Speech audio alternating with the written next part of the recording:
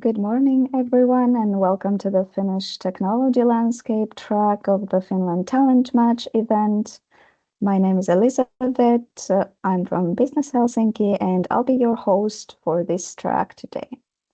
We'll begin with a short introduction of our agenda for this track and some practical information for you. So first, in terms of the browsers you might use or some of the Team apps versions, they may have limited functionality in terms of the questions and answers. So I recommend, if you have some issues with posting questions in the Q&A section, to try joining with another browser or updating your app. With that being said, in terms of the questions, you can ask throughout the sessions or upvote some existing questions and comment on other people's questions. And after each session we will have, I will select some of the highest voted to be posed to the speakers. And our first session of the day is about real-world 6G innovation, after which we will take an hour-long lunch break. And after that, we will come back to discuss about AI and analytics. Then there is a very short 30-minute break before jumping into the quantum technology landscape session, during which we will have two speakers joining us. And for the last session of the day, after a very short bio break, we will welcome Jarno Limnell, who is a member of the Parliament of Finland, and he will talk about the topic of cybersecurity. So we have a full program for the day. And for the first session, I am joined by Pasi Koskinen from the University of Oulu, and he will talk about developments related to wireless connectivity and the skills that are needed in that industry at the moment and also in the future. If questions come to your mind during this session, please type them in the Q&A section, and we will take them at the end of the talk. So warm welcome, Pasi. The floor is yours. Okay, thank you so much, and good morning, everyone. Happy to be joining this year's Finland TalentMatch and talk to you about from lab to life and how real-world innovation, 6G innovation happens as well. Today we'll be exploring how groundbreaking research is transforming into practical solutions that impact industries and everyday life. Like mentioned, my name is Pasi Koskinen, and I graduated from the University of Oulu back in 2008. And today I have the privilege of working here again. And over the past 20 years, I've been deeply involved in the telecom industry, exploring mobile networks, devices, measurement technologies, and many different perspectives. In my current role, I serve as the coordinator for both the 6G Test Center and the 6G Flagship program. I'm also proud to be one of the Oulu's brand ambassadors, which means I get to showcase and promote Oulu and its capabilities in more detail, highlighting not only our research excellence, but also the opportunities and strengths that make Oulu a global innovation hub. So in this presentation, I will cover how Finland and Oulu are shaping the future of wireless connectivity. We'll dive into research and industry collaboration, explore the key skills and roles that will be essential for 6G, and discuss why work-life harmony is a critical driver for innovation, especially in this new 6G era.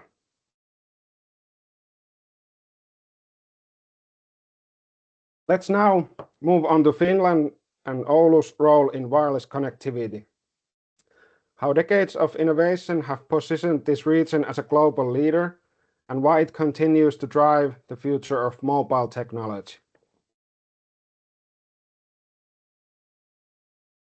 This slide illustrates how Oulu and its ecosystem have been at the forefront of wireless innovation for decades. It all started from 1981 with the launch of the first NMT network. From there, we moved to milestones like the first GSM calls, the state-of-the-art 5G test network, and today, leadership in 6G research. In 2018, Oulu secured funding for the 6G Flagship program, and by 2020, we became the world's first dedicated 6G research center. This journey continues with initiatives such as Radio Park, 6G Test Center, and Future Hospital, all reinforcing Oulu's role as a global pioneer in connectivity.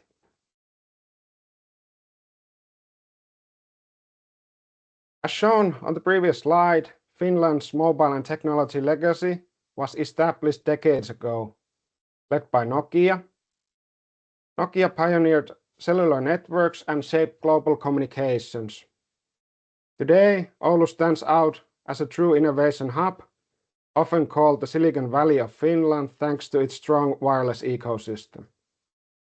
On the map, you can see local key players: VTT Technical Research Center, the University of Oulu, the University of Applied Sciences, surrounded by numerous ICT companies.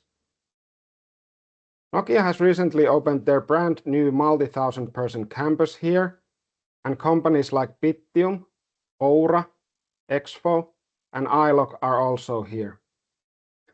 Additionally, the University of Oulu hosts the 6G Test Center in partnership with VTT, driving next-generation connectivity through industry collaboration.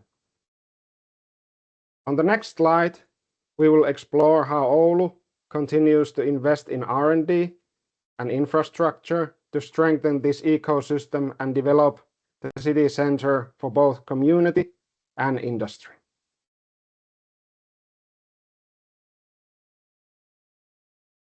As highlighted on the previous slide, Oulu has made significant investments in research and development, ranking #1 per capita in 2022. Looking ahead, the city is preparing for the European Capital of Culture year in 2026 with ambitious plans. These include major investments across culture, education, transport, event infrastructure, sports, leisure, and tourism, creating a very strong foundation for growth and international visibility.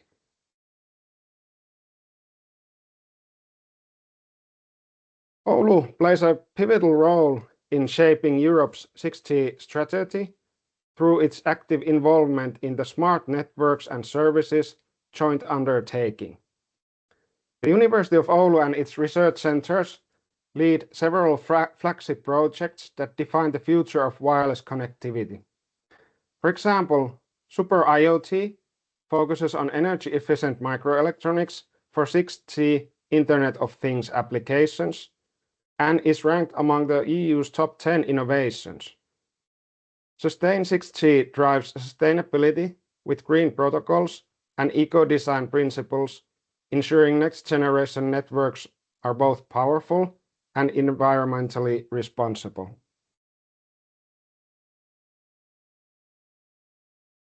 Oulu also leads 6G Versus, piloting solutions in critical sectors like healthcare, transportation, and industrial automation.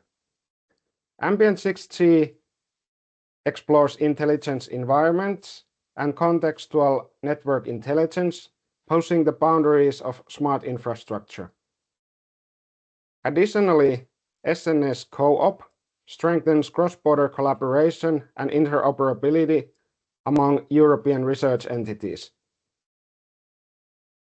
Through these initiatives and advanced test beds, Oulu acts as a central hub for Europe's 6G innovation ecosystem, bridging research, industry, and policy. Next, let's shift our focus to an important topic: how we bridge the gap between research and industry. So in my role as a coordinator at the 6G Test Center and 6G Flagship, my goal is to bring the right organizations, stakeholders, and experts into the same dialogue. For industry, collaboration must deliver clear benefits, often starting with practical pilots or demos. These so-called test balloons can evolve into deeper partnerships. A great example is the 6G Test Center, established 2024 as part of the NATO Diana's official network of test facilities. Since then, we supported multiple innovators and companies, both nationally and internationally, with more projects in the pipeline. There is a QR code linking to the collaboration and testimonial section of our webpage for more information. Managing our LinkedIn presence has helped attract new clients, as success stories and testimonials generate interest in our services. I personally enjoy the hands-on nature of this work, showcasing real-world results and steering innovation toward even stronger outcomes.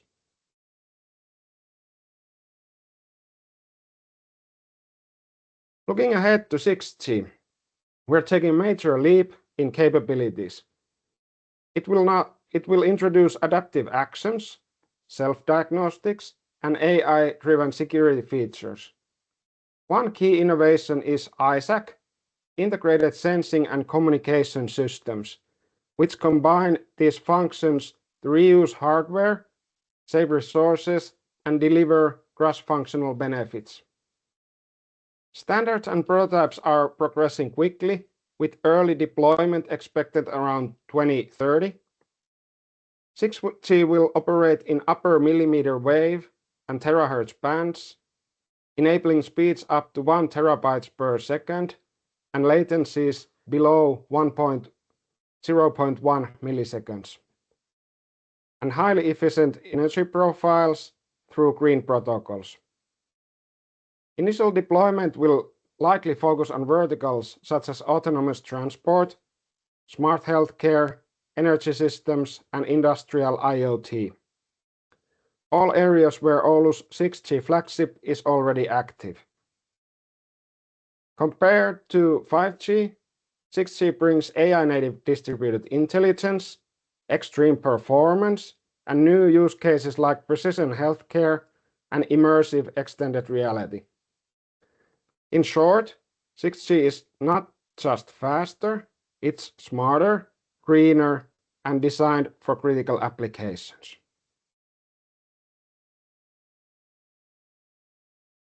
Here are some of the most impactful 6G use cases. First, precision healthcare, enabling remote diagnostics and haptic-enabled e-health through ultra-low latency and high reliability. Second, smart cities and environments, powered by IoT sensors, networks like Oulu Zone with over 400 devices, monitoring air quality, traffic, and energy. Third, autonomous vehicles and drone ecosystems, where high-precision positioning supports safe navigation in smart transportation networks. Finally, immersive applications such as real-time language translation, also augmented reality, virtual reality experiences, remote education, and telepresence, all made possible by these terabit per second level speeds and sub-millisecond latencies. So these examples show how 6G will transform critical sectors and everyday life. Next, we'll move into an exciting area, multidisciplinary expertise and talent development. How we build the skills and collaboration needed for the future innovation.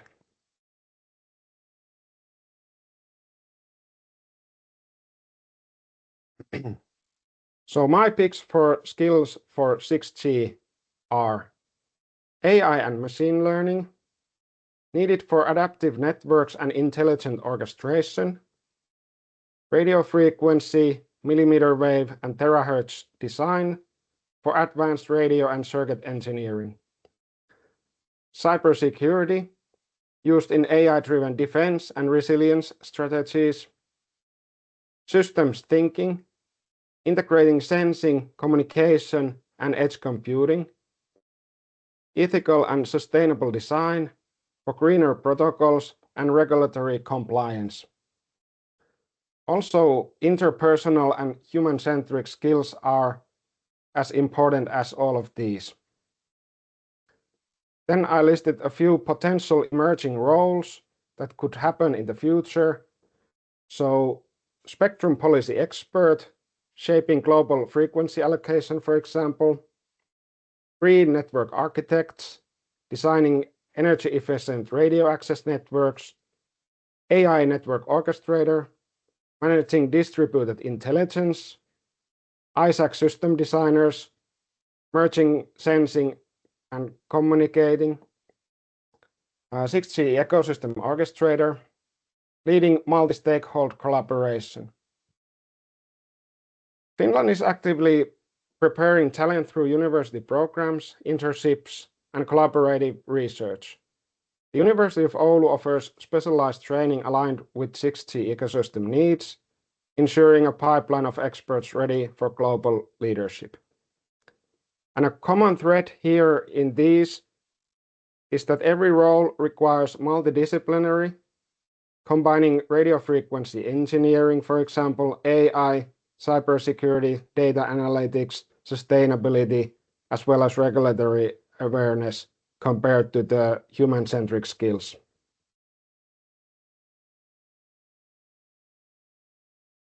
Up next, we'll dive into the work-life harmony and how it fuels innovation. So Finnish values such as balance, nature, and trust play a crucial role in fostering creativity and long-term innovation. Personally, I find that hobbies like snowboarding and scuba diving help me stay grounded and creative. At 6G Flagship, our organizational culture supports this through flexible work environments and personal development opportunities. This emphasis on work-life harmony doesn't just provide well-being, it drives collaboration and innovation. Research also confirms that when leadership and emotional intelligence support work-life balance, organizations see higher productivity and stronger innovation outcomes. Finland sets a global example of how human-centric approaches can accelerate technological progress.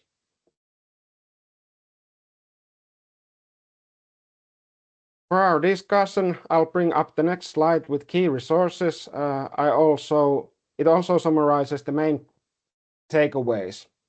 You'll also see QR codes linking to the 6G Flagship program, open positions at the University of Oulu, and to the 6G test center as well. So let's open the floor for discussion. Thank you.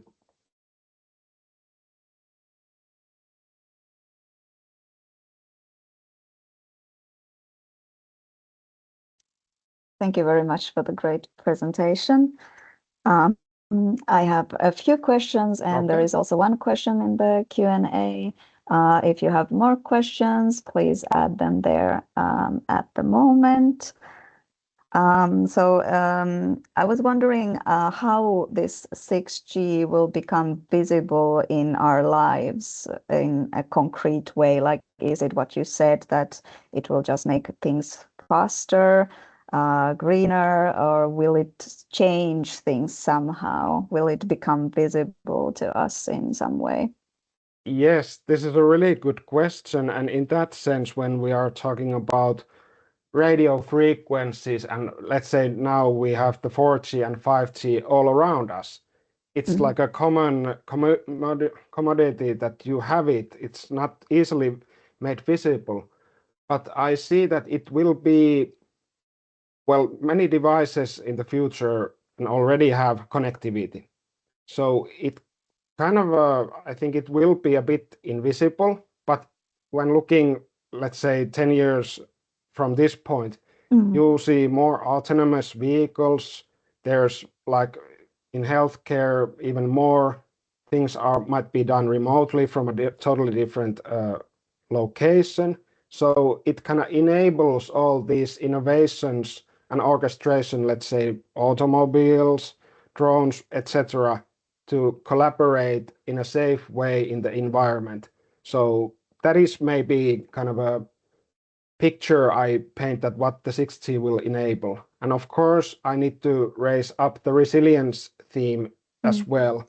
So 6G in its design and definition has had a lot of resilience theme, and it will be built into that 6G. Whereas maybe 5G is not so resilient, and that has been noticed in the past years.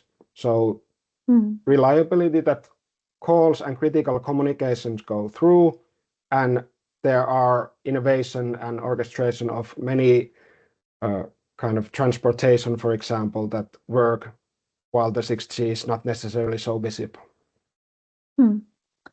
Sounds good. Very interesting developments. Yes. And maybe related to the resilience and also security of these systems, since they are critical systems, healthcare, city connectivity, autonomous vehicles, accidents can happen. Yes. How about making sure, like, when there is when something breaks somewhere, what happens?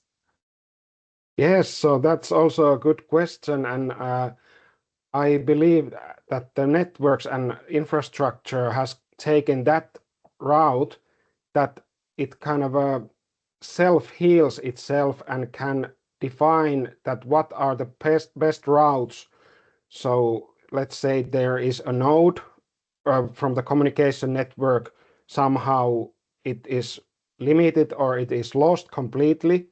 Then the networks, smart networks with a lot of computing power, like we heard the news from Nokia and NVIDIA, that they're bringing the computation closer to the base stations. So from that point, the network can decide that what is the best route and how can I fix this problem now that exists, and use the computing power there and other methods of communication, for example, lower technology, networks, satellites, anything. So basically it starts to transform into a way that it again works. So that is a really key theme also in the 6G resilience, and how the networks and manage, which are smaller tactical bubbles, for example, are built and designed. Yeah, really good that these things have been thought of and there Yes. are solutions. Then a question from the Q&A. If I only know Python, AI, cybersec, and some extra, but not MATLAB, is there even a point to try send CV in 6G? I would say that yes, there is always a point, and that it is not necessarily necessary to always know its technology in that depth. And of course, looking at the 6G Flagship, we have a lot of different roles. Some are more like in deep with the technology and such. And me, for example, I'm not a researcher. I come from the industry background. So my, let's say, expertise on MATLABs, for example, is really, really small. So I would always encourage to, if there's like a direction you would want to venture, see that how would it be made possible, and apply even though, and try to figure out what are the really key strengths that you bring and give also the 6G, for example, in this case. Yeah. And someone is asking also about the opportunities you mentioned. How can one apply, and are they mainly based on wireless network and IoT? Any more details you can share about the research industry? Yes, and the so needs? I would encourage, because we are like a public employer university. So there is the middle QR code giving the link to the open positions within our university. And from there, they are also visible if there are openings, researcher positions, doctoral positions within, of course, the whole university, but then also within the 6G Flagship, for example, or any other department. So I would encourage looking from there. And there we have the Varbi tool that is used for applying. So it's within that page that you can also apply and upload your resume, CV, and motivational letters, etc. So that is a good platform to use for that. Cool.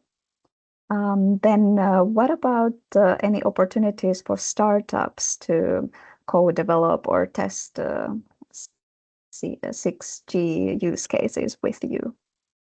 Yes, so that is what we have also been doing. So there's the link also to the 6G test center. And we are a test center within the university, and we provide services, of course, to NATO Diana, which we are part of their test networks, but also we call them ecosystem customers. So basically meaning small startups up to bigger companies as well. And on the page where we have testimonials, there are Finnish small companies that have spun out of a university, created their own innovation, and we have been testing that for them. So yes, 6G Test Center acts as a proving ground if there's some kind of an innovation, something that would need to be tested. We have a broad network that we can basically test quite a lot of things, of course, around radio technologies, but then we have positions that we can go and do autonomous vehicles, drones, underwater drones, all that. So it's also a good place, and we collaborate, and that's exactly the point behind this, that we want to accelerate innovation and provide services for startups that don't necessarily have so much money to spend for testing or such. Then we have the facilities and all the resources that they can utilize and speed up their development. Sounds really good that there is such opportunity to collaborate as well. Yes. And then from that, sorry, just from Yeah. that they're on the web page, and of course directly through me, you can be in contact if there's something that you would like to discuss, that how could we test. Yeah. And are you taking any one-on-one meetings through Tavata, Pasi, today or tomorrow? I have not yet scheduled, but if there are, I Yeah. can be made available for those as well. All right. Then what about designers in 6G? What skills would be specifically needed now and in the future? What are the trends? What is needed in terms of design? Yeah, I think that there are many ongoing. So edge computing, of course, one, like I'm talking a bit on a high level, maybe here, edge computing. So also intelligence, AI, machine learning, those are really key currently and have been defined and are really like taking also interest within the defense sector, like read onto this morning's newspaper, local newspaper, and then there are reflective surfaces as well, that you can bounce radio frequencies from an object that reflects. So it's a really wide spectrum of different areas that we need expertise. So maybe coming back to some of those roles that I highlighted in the future skills, but it's a really wide area that can be like ventured into based on, of course, personal ambitions and interests. Yeah. Is any of the two, like hardware or software design, more pronounced when it comes to 6G, more important, or are they both? Of course, there's both when we are talking about that the radio frequencies will go to a totally new level, like really high frequencies. It, of course, strains, and there needs to be really innovative solutions also on the end user equipment, so mobile phones, chipsets. Those are really key also, the chipsets, just to raise one aspect as well. So, but then again, a lot of when the hardware is capable of doing that, and there has been the innovation made that it can still be eco-friendly, small, efficient, and designed to be like that, and it's not going to be like easy. Then it will be also a lot about the software side. So how we then drive the most out of it and how we make it as best possible, like a total solution. So I see that there's still a lot of need for both, as the frequencies are so high up and technologies are changing. And yeah, you also mentioned about ethical design, sustainable design. How important is that in your industry, and how does it appear in practice? yeah, that's a good question, and I think it's getting more and more important. I see it also, and from my past industry expertise experience, I noticed that, let's say there are tenders, there is some offers made, the decision makers are more looking into that they procure and buy equipment, for example, or services that fulfill these greener values. Of course, then the bottom line is that if you need to use less, let's say, electricity to power your base stations or whatever, then it also is an operational advantage. But I see that the economy and the procurement and such has been driven to more that direction, that it actually is required and it benefits the companies purchasing products and services. So from that point of view, I see that it has got more traction and is getting more and more important, of course, to safeguard our scarce resources that we have and make the most of it. Yeah. All right. I think we have reached the end of this session. Thank you very much, Pasi, for this presentation. And next, we will have some break time, also networking time. It's a great opportunity at this point to search for other attendees, connect with them, have online meetings, and we will be continuing here at 11:30 with the topic of AI and analytics next. Thanks everyone for participating, and see you in the next session. Thank you.